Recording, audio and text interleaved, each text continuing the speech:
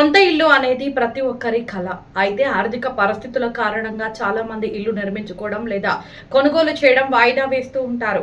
అలాంటి అర్హులైన కుటుంబాలకు అండగా నిలిచేందుకు కేంద్ర ప్రభుత్వం ప్రధానమంత్రి ఆవాస్ యోజన PMAYను అమలు చేస్తుంది. ఈ వీడియోలో ఈ పథకం అంటే ఏమిటి, ఎవరికి వర్తిస్తుంది, ఎలాంటి ప్రయోజనాలు ఉన్నాయి, ఎలా దరఖాస్తు చేయాలి, అవసరమైన పత్రాలు ఏమిటి, ఎంత ఆర్థిక సహాయం అందిస్తుంది వంటి పూర్తి వివరాలను తెలుసుకుందాం. ప్రధానమంత్రి ఆవాస్ యోజన అంటే ఏమిటి? ప్రధానమంత్రి ఆవాస్ యోజన అనేది ప్రతి అర్హులైన కుటుంబానికి సొంత పక్కా ఇల్లు కల్పించాలనే లక్ష్యంతో కేంద్ర ప్రభుత్వం ప్రారంభించిన గృహ పథకం.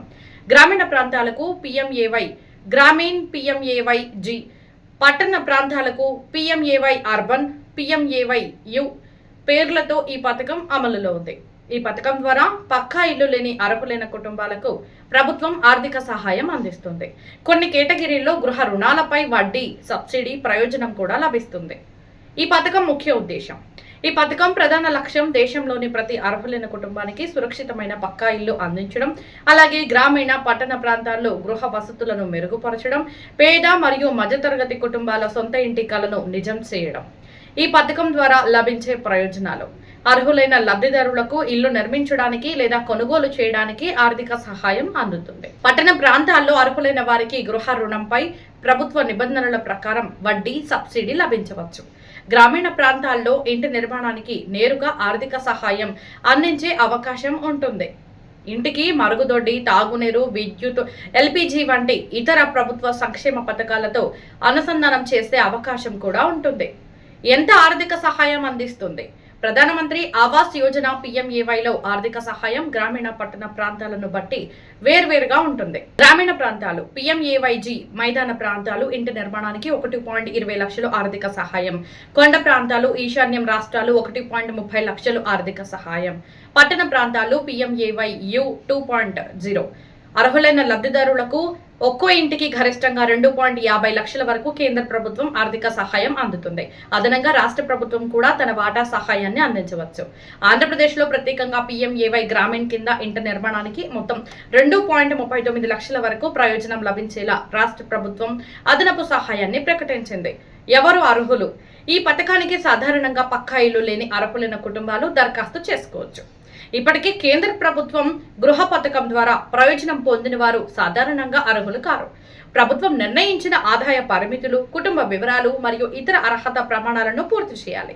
అవసరమైన పత్రాలు దరఖాస్తు చేయడానికి సాధారణంగా ఈ పత్రాలు అవసరం: Aadhaar card, mobile number, bank ఖాతా వివరాలు, ఆదాయ ధృవీకరణ పత్రం, అవసరమైతే చిరునామా ధృవీకరణ పత్రం, గుర్తింపు పత్రాలు, ఇతర అవసరమైన పత్రాలు. ఎలా దరఖాస్తు చేయాలి? ముందుగా అధికారిక PMAY పోర్టల్లోకి వెళ్ళాలి. గ్రామీణ ప్రాంతానికి చెందిన వారు PMAY గ్రామీణ్, పట్టణ ప్రాంతానికి చెందిన వారు PMAY అర్బన్ విభాగాన్ని ఎంచుకోవాలి. ఆధార్ నెంబర్తో నమోదు చేసుకుని దరఖాస్తు ఫారంను పూర్తి చేయాలి. అవసరమైన పత్రాలను అప్లోడ్ చేసి దరఖాస్తును సమర్పించాలి.